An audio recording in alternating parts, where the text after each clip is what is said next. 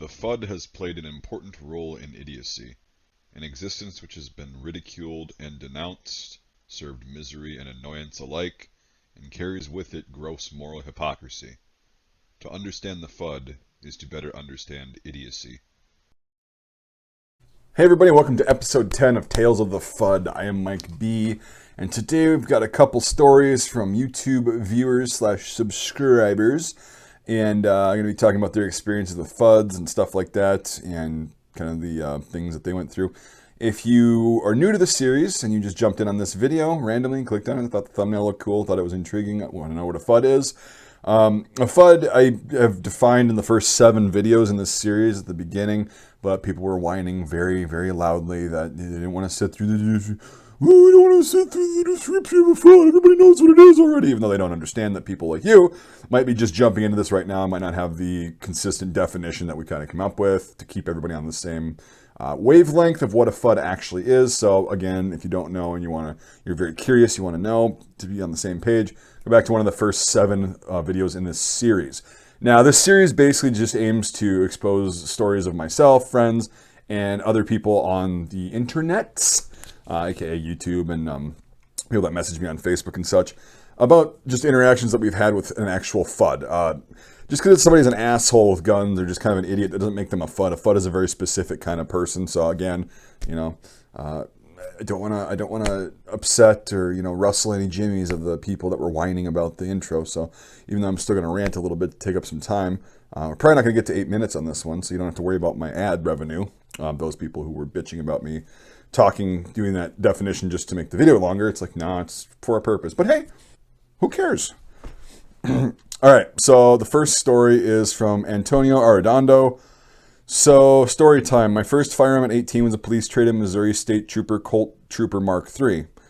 Sounds cool. I don't know much about civilian guns, but I do know about Colt revolvers. Colt and Smith & Wesson revolvers are very good.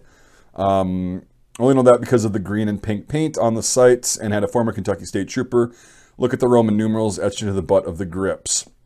I lived in Kentucky, so state law allowed me to open carry the revolver since my dad had purchased it and given it to me. Yep, same thing up here in Wisconsin.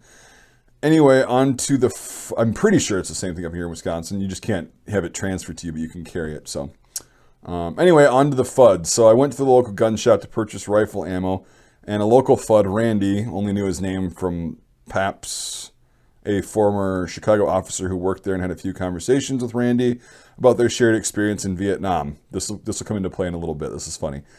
So Randy sees the revolver, asked me about it, so I told him the history that I knew on it, and had gotten on God, again, guys, punctuation and grammar makes this so much easier. This is a good story, but it's just hard to read it in the way that, okay. History that I knew on it. And he got on to me for not having such a magnificent piece of Americana and a custom leather holster. I had a cheap nylon holster at the time. He kept lamenting that the 45 ACP and 357 were the best, and you surely need 6 or 7 bullets in a gun. If you can't stop them with 1 or 2 rounds, you shouldn't own a firearm. He told me I was a real man for carrying an all-metal, low-capacity firearm, and was telling me not to use hollow points, but use soft-point hunting rounds because they'll never over-penetrate, and cause, in his words, a shit ton of damage to the dirty bastard that done did try to rob you. Yep, shit got weird. Also, he told me to sell my AK, which I was buying ammo for, because they are commie trash. You can't hit the broadside of a barn with them. Yep, I have more crazy encounters with gun store FUDs, with the gun store FUD known as Randy. Okay, so a couple things to unpack here. Cool pistol. I mean, there's nothing wrong with carrying a revolver if you're comfortable and proficient with it. There you go. That's your thing. I don't really bitch about people's good firearm choices at all. And I also don't, trying to suck them off because it's not, something that I don't like or whatever. Like he's doing right here. Like, oh, it's so cool, but you need to have a nice custom leather holster. And it's like, no, you don't. And then what's funny is, I don't use hollow points. People hear hollow points and they just think, oh, it's just like this thing that's going to blow you in half, and it's just like the most lethal thing. Now, hollow points are actually designed to prevent overpenetration, which is funny. So I know Antonio knows this, but that's what's funny about the soft point hunting stuff. It just mushrooms and gets bigger, but it's still literally every deer that I've ever shot with a soft point, the round has gone straight through. The exit wound is significantly larger than the entrance, but it's gone straight through. A lot of times that's the case of the human being as well. It just makes the bullet expand. Whereas a hollow point, it expands so much and it slows down so much that a lot of overpenetration is avoided because of that, and it sticks into there and does a lot of damage. Trauma causes a lot of bleeding. So they're designed for different things. They're both designed to be lethal, but as far as this guy and his lack of knowledge on the overpenetration shit, well, pretty typical. And then the last thing, they're a commie trash. You can't hit the broadside of a barn with them. Well, we know what you didn't do in Vietnam. So, because a lot of guys that I've met that were actually in combat in Vietnam, they respect the AK because they go, that's the most terrifying sound is to be on the receiving end of an AK. And a lot of guys that they saw got hit with them, got hit pretty hard. And not everybody died, of course, but they respect the AK and they know that you can be hit with them. So anyway, people like that, it's, again, it goes into the whole military rant that I'm not going to. Just because somebody was in the military and deployed doesn't mean they actually were in shit. And that qualifies them as a knowledgeable individual. So that's a nice little lesson out of this story too with the guy that, Randy was in Vietnam. Okay, so thank you for sharing that. We'll move on now to Abby Millserps. I've had a firearms trainer during one of my firearms courses who got angry at me for racking the bolt on a Remington 700 too hard. I talked to him about it respectfully. He suggested that over time the lugs on the bolt will weaken. Yes, because the average human is strong enough to weaken tempered steel. I'm saying this part. The average human is strong enough to weaken tempered steel on a frickin' rifle. Come on. It's absurd. He showed me how to work the bolt and was pussyfooting it. Yep, probably teacupping it. As someone who owns bolt actions, you don't need to baby the bolt. Some are meant to be abused, i.e. the Mauser. Pretty much any variant. The 98 specifically is meant to be racked really fast and hard. This guy just took it to the next extreme. I completely understand being respectful with handling other people's guns, but geez, it's a bolt, not your dick. Correct. I've never understood that too. This is funny because on that video that I made, the ASMR video, they're mainly jokes, but I guess people watch them and like them. On the, racking the bolts on the bolt guns or loading them or something, riding the bolt forward. You would not believe how many people, it's a lot of older people, a lot of FUDs that are on YouTube, and a lot of boomers that are like, why are you abusing those rifles like that? It's like, well, because A, they're combat rifles, they're made to be used in combat. B, most rifles that are hunting rifles nowadays are literally based and designed off of these same actions that I'm abusing. You think I'm gonna shear the lugs off, which good God. And so that's why they're actually, a lot of rifles cycle better and more effectively when you actually treat them like you should. I'm not saying a Remington 700 was, made to do that, but it's not going to shear the lugs. Again, if 50,000 PSI every shot doesn't shear the lugs off, I'm pretty sure a weak little human arm is not going to be having enough force to do that when you pull back, even on the receiver. Again, I don't understand people's obsession too. This is a FUD thing as well.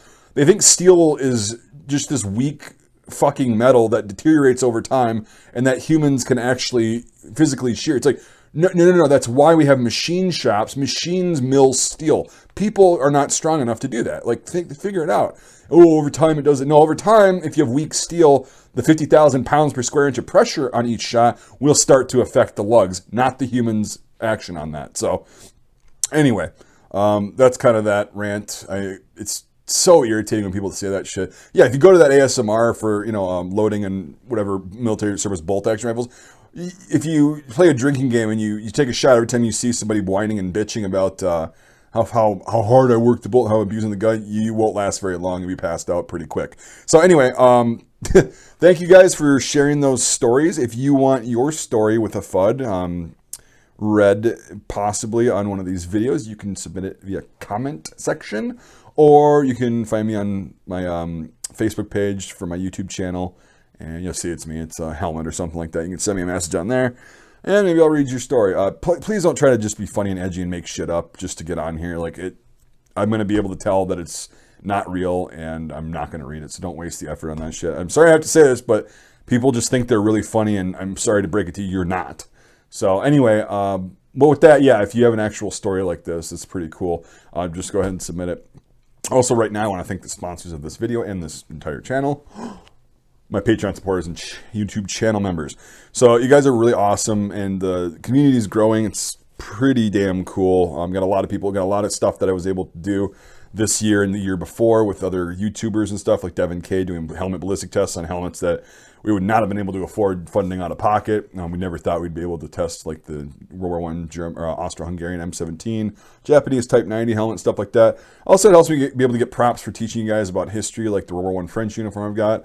This stupendous little FUD hat for the series. It makes it a little bit more relatable and enjoyable. So anyway, $5 a month or more on either method of support gets you into my Discord server, which is a great thing. There's a lot of people on there. A lot of information is exchanged. I learn a lot. It's also fun. There's shit posting stuff on there, blah, blah, blah. We can talk about helmets, you name it. So yeah, that's incentive for if you choose to go that route. If you want to support my channel, but you can't do it financially, I totally understand that. You can still support my work like you support your other fellow content creators by giving this video a thumbs up, subscribing if you haven't already, hitting the notification bell if that even does anything. We'll see.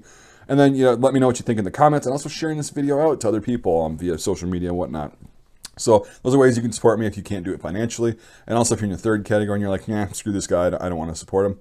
Well, you already have by watching this. So to everybody, thank you so much for watching, and we'll see you on the next episode of Tales of the FUD.